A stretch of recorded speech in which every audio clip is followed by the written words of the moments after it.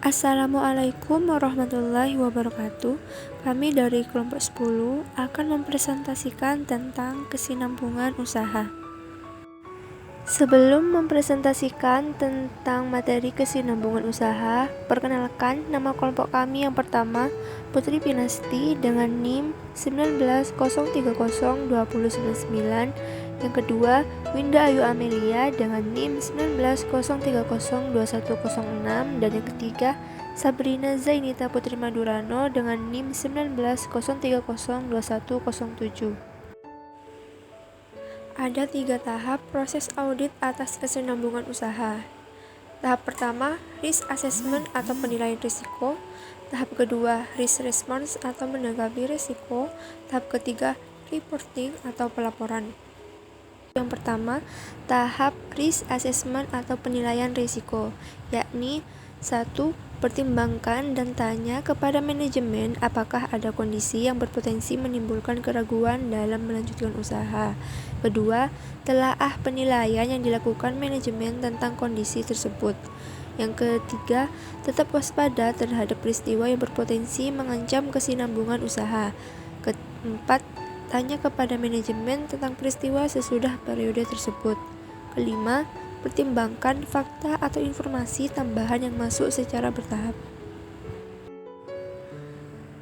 Tahap 3, reporting atau pelaporan, yakni yang pertama, tentukan apakah ketidakpastian material terjadi berkenaan dengan peristiwa atau kondisi yang diidentifikasi. Penggunaan asumsi bahwa usaha entitasnya akan berkesinambungan masih tepat. Yang kedua, apakah laporan keuangan menjelaskan secara utuh kekhawatiran akan peristiwa dan mengungkap setiap ketidakpastian yang material? Yang ketiga, peroleh representasi manajemen. Ada 3 tujuan dalam audit kesinambungan usaha, yaitu yang pertama, memperoleh bukti audit yang cukup dan tepat. Kedua, menyimpulkan berdasarkan bukti audit yang diperoleh. Ketiga, menentukan implikasi terhadap laporan auditor. Tinjauan umum. Penggunaan asumsi usaha berkesinambungan sangat fundamental dalam membuat laporan keuangan. ISA 570 memberikan petunjuk mengenai tanggung jawab auditor dalam audit atas laporan keuangan berkenaan dengan penggunaan asumsi usaha berkesinambungan. Asumsi kesinambungan usaha ada 2. Yang pertama, suatu entitas dianggap mempunyai usaha yang berkesinambungan dalam waktu dekat di masa mendatang. Yang kedua, dalam hal ini asumsi usaha berkesinambungan itu tepat, aset dan berkewajiban dicatat atas dasar entitas itu dapat merealisasi asetnya dan menyelesaikan kewajiban dalam kegiatan bisnis yang normal. Prosedur penilaian risiko ada 2. Yang pertama, ISA 570.10 yang isinya auditor wajib mempertimbangkan apakah ada peristiwa atau kondisi yang mungkin menimbulkan keraguan mengenai kemampuan entitas untuk melanjutkan usaha. Yang kedua, ISA 570.11 yang isinya auditor wajib waspada selama auditnya terhadap bukti audit mengenai peristiwa atau kondisi tersebut.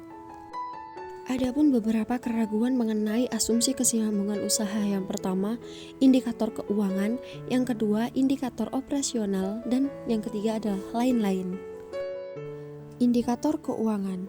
Ada beberapa hal yang harus diketahui tentang indikator keuangan. Yang pertama, posisi utang bersih atau utang lancar. Yang kedua, pinjaman yang mendekati tanggal jatuh tempo. Yang ketiga, indikasi penarikan dukungan dari para kreditur. Yang keempat, arus kas operasional yang negatif. Yang kelima, rasio keuangan utama yang buruk. Yang keenam, kerugian operasional yang besar. Yang ketujuh, penurunan nilai aset yang digunakan. Yang kedua adalah indikator operasional. Ada beberapa hal yang harus diketahui. Yang pertama, niat atau rencana manajemen untuk melikuidasi entitas atau berhenti beroperasi.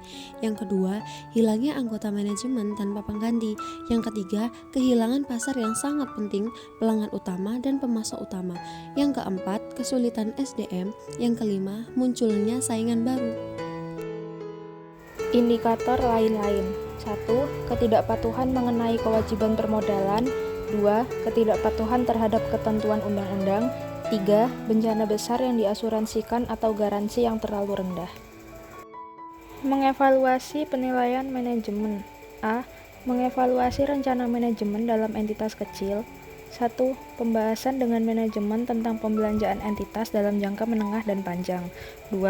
Menguatkan informasi mengenai niat manajemen dengan pemahaman auditor mengenai entitas dan bukti-bukti dokumentasi.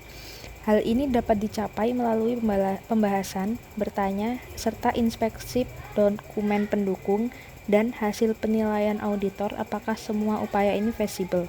Menanyakan apakah manajemen tahu tentang peristiwa atau kondisi di luar periode yang diliput oleh penilaian manajemen yang menimbulkan kerugian besar mengenai kemampuan entitas melanjutkan usahanya secara berkesinambungan.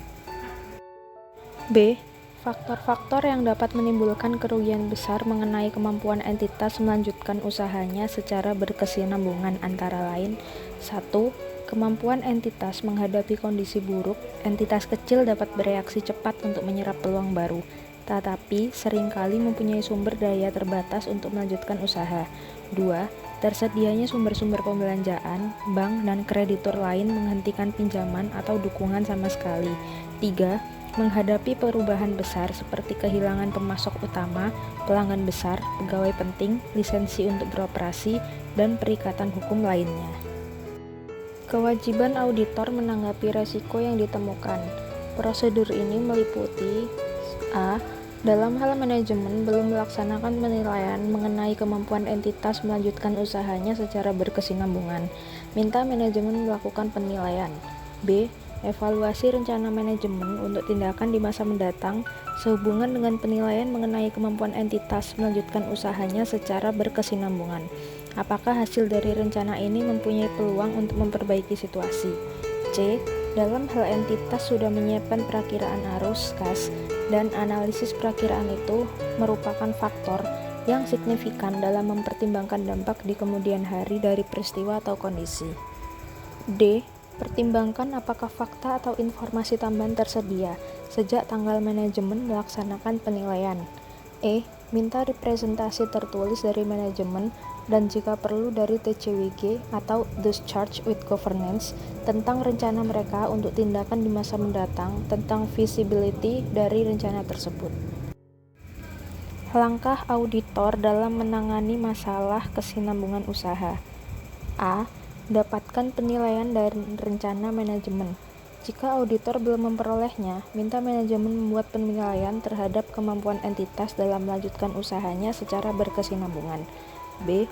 Evaluasi rencana manajemen. Evaluasi rencana manajemen untuk menanggapi penilaian tentang kesinambungan usaha. Apakah outcome dari rencana tersebut dapat memperbaiki keadaan? Apakah rencana tersebut feasible dalam situasi yang dihadapi? Berapa andalnya perakiraan laba atau arus kas, dan hal apa yang mendukung asumsi yang digunakan, laporan mengenai tindakan atau sanksi yang dijatuhkan regulator. C. Minta representasi tertulis. Minta representasi tertulis dari manajemen dan tentang rencana mereka untuk tindakan di masa mendatang tentang rencana tersebut. Berikut adalah kesimpulan auditor dan pelaporan mengenai kesinambungan usaha beserta penjelasan ISA untuk alinea yang bersangkutan. Adapun alinea yang bersangkutan adalah alinea 570.17, 570.18, 570.19, 570.20, 570.21, 570.22, 570.22, 570.23, dan 570.24. Sekian presentasi dari kelompok kami. Mohon maaf bila ada kekurangan. Wassalamualaikum warahmatullahi wabarakatuh.